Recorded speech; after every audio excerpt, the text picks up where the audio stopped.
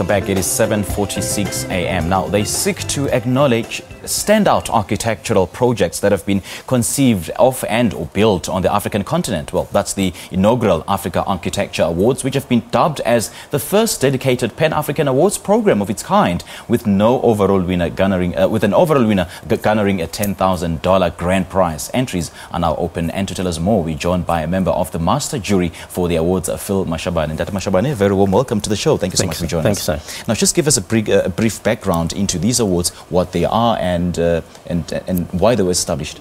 Well, these awards were established as a catalyst by interested parties, which was Saint-Gobain, to promote the innovation of architectural interventions in Africa, and of course to assist and bring on board the emerging voices, that is young architects who are entering the market, and of course to recognize those who've been in the market through their built environment interventions. Now, having mentioned the founder, Saint-Gobain, he says that he actually wants to be the catalyst to sort of, bring African culture, African architecture into the global conversation. Yeah. Just how far are we towards achieving this end?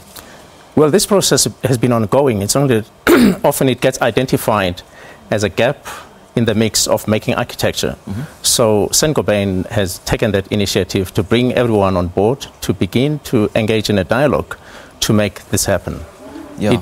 Dialogues have been happening piecemeal all over the continent by different persons and etc. But of course it is sensible to create a platform to have a discussion of how we can begin to move forward with the identity of any architectural projects in Africa. Yeah. And particularly which takes into account the innovative inputs by various persons, which largely begins to encompass and of course bring on board all persons which live in Africa. Now, we believe that the awards were established solely for the purposes of, of highlighting the continent's innovative and problem-solving mechanisms. So what are these design problems that we're facing? Often the design problems that are faced in Africa is that all solutions are imported solutions. Most architects who operate in Africa, they continue to ignore the environment, they ignore the culture, they ignore the identity of Africa. And all solutions are imported from other parts of the world. And of course you find that there's always a disjuncture in the process of the end user in identifying with what is new against what they're used to. Yeah, and very interesting indeed. And what's the criteria for entry? Who's supposed to enter this competition? Anyone who has done work in Africa, he could be placed anywhere else in the world, is eligible to enter the projects. Okay, do they have to be fully qualified architects?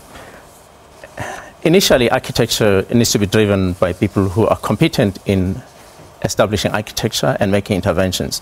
And of course, it's not necessarily registered architects. Okay. But of course, there will be an expectation that a person should be registered with a particular institute that governs their ethics. Yeah. Now, speak to us about the key collaborators of this event, such as global heavyweights David Ajayi, OBE of Ajayi Associates. Yeah. Speak to us about those.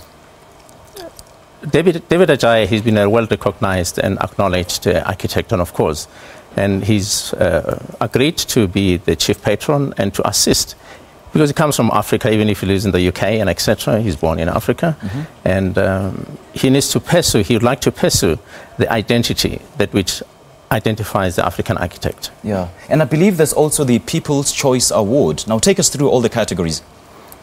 The categories that have been agreed to by the panel, you get the People's Choice Award, and you get the Emerging Voices, and then you get the Creative Dialogue, and of course, you'd get the Built category.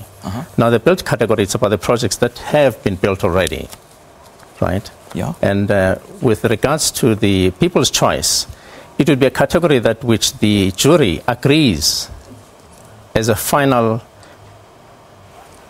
Having received the people's submissions, what people think about architecture, that's the most important thing. Because as well as I would like to say that architecture defines the lives of people.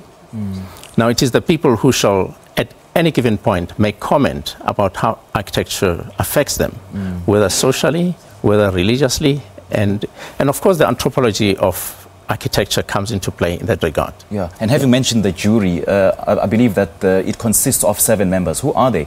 Yeah, we've got 7 members one from Uganda, one from Cameroon, one from Cape Verde, and myself as well. Okay. And of course, it's quite eminent people in the field of architecture which have done a lot of work, not only in the built environment, but some of them academics. And of course, we need to tap into that field whereby speculative architecture needs to come into play, where we need to transform the hypothesis of architecture into implementable structures. What do you mean by speculative architecture? Right.